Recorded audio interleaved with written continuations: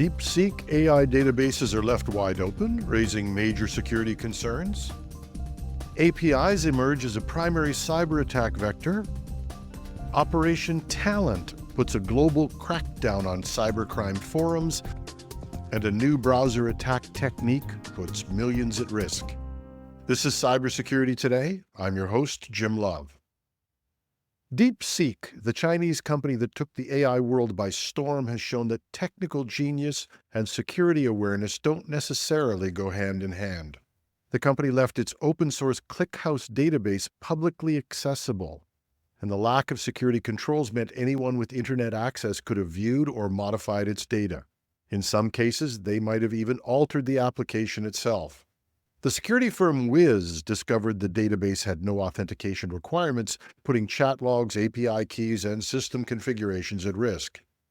DeepSeek took action to secure the database after being alerted, but has not disclosed the duration of exposure or whether any unauthorized parties accessed the data. And while there's no confirmation of malicious access, the exposure of API keys alone could have allowed attackers to misuse DeepSeek's AI services.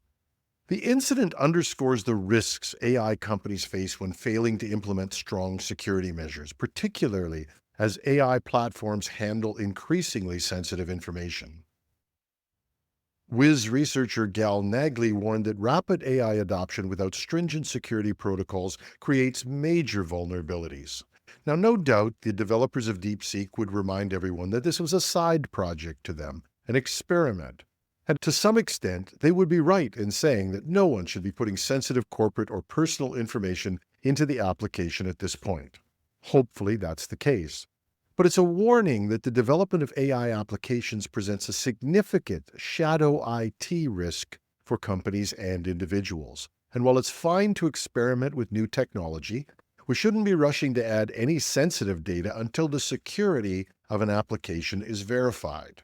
And that's why any system we use, even if it comes from the cloud, maybe especially if it does, needs to be vetted for security, and nothing should be taken for granted.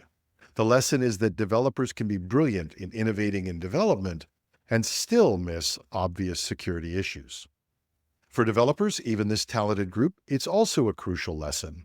Testing and proof of concept prototypes are not production systems, but that doesn't mean security should be overlooked. Many breaches have started by infiltrating test systems first and then finding their way into production environments. Everything that is in any way connected to a network needs to be protected properly. And maybe there's another reason why security professionals tell us that security is not bolted on after the system is finished. It's designed in as the system is being built. This is a timely reminder. A newly released 2025 API Threat Stat report confirms what security professionals have been warning about. APIs are now the dominant attack surface in cybersecurity. The report, issued by Wallarm, a company that specializes in API security, found that over 50% of the vulnerabilities tracked in the Cybersecurity and Infrastructure Security Agency, or CISA's, known exploited vulnerabilities catalog last year were API-related, up from just 20% in 2023. The explosion of AI-driven applications is one major factor behind this trend, creating new security gaps that attackers are quick to exploit. A particularly concerning finding is that 57% of AI-powered APIs are externally accessible and 89% rely on weak authentication mechanisms such as static keys. Only 11% have strong security controls in place, and that makes them easy targets for exploitation, especially as AI models increasingly integrate with enterprise systems, expanding the attack surface beyond traditional IT infrastructure. The impact is already visible. Wallarm identified a 1,025% increase in AI-related vulnerabilities, with nearly all, or 98.9%, directly tied to APIs. High-profile breaches reinforce these concerns, including Dell's API exposure, which leaked 49 million records due to weak authentication, and Twilio's Authy's breach, where API enumeration led to the exposure of 33 million linked phone numbers. The report shows that security teams cannot afford to treat API security as an afterthought. APIs must be reviewed as a primary attack vector before deployment and continuously monitored after they go live.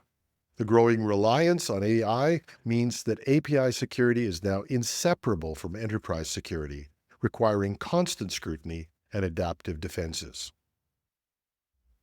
In a significant international effort, law enforcement agencies have executed Operation Talent, targeting major cybercrime forums that have facilitated extensive illegal activities.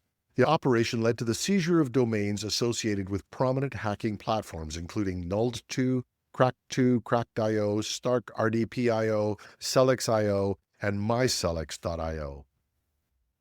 These forums have been notorious for the distribution of stolen login credentials, hacking tools, and other illicit services. For instance, the Cracked marketplace, active since March 2018, amassed over 4 million users and listed more than 28 million posts advertising cybercrime tools and stolen information.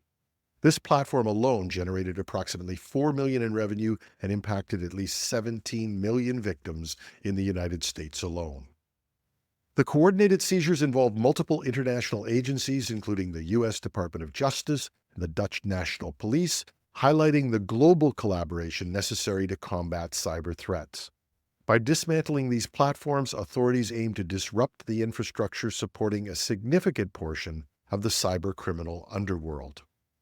One of Cracked's moderators said in a Telegram post this afternoon that the forum had been seized during an operation and that the forum was awaiting court documents from their data center. A sad day indeed for our community, the moderator added.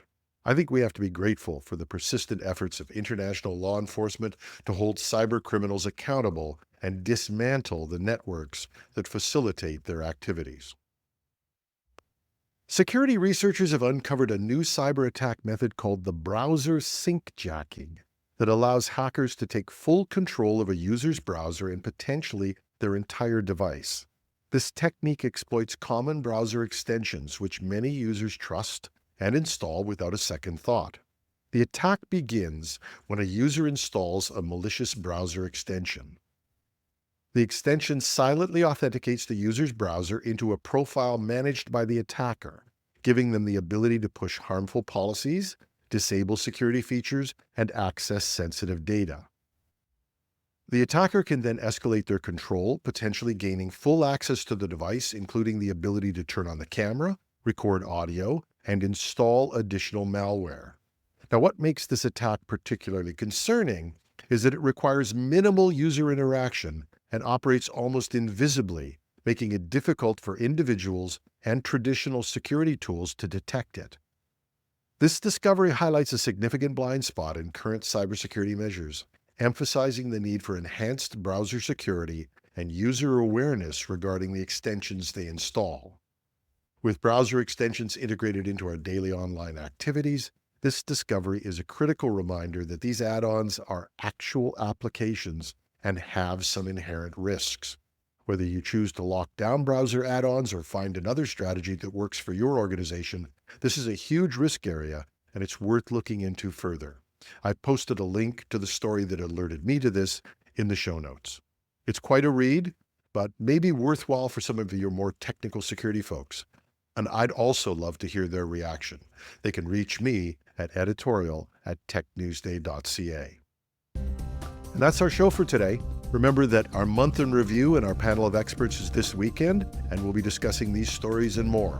Join us for your Saturday morning coffee or anytime you listen to a longer podcast. I'm your host, Jim Love. Thanks for listening.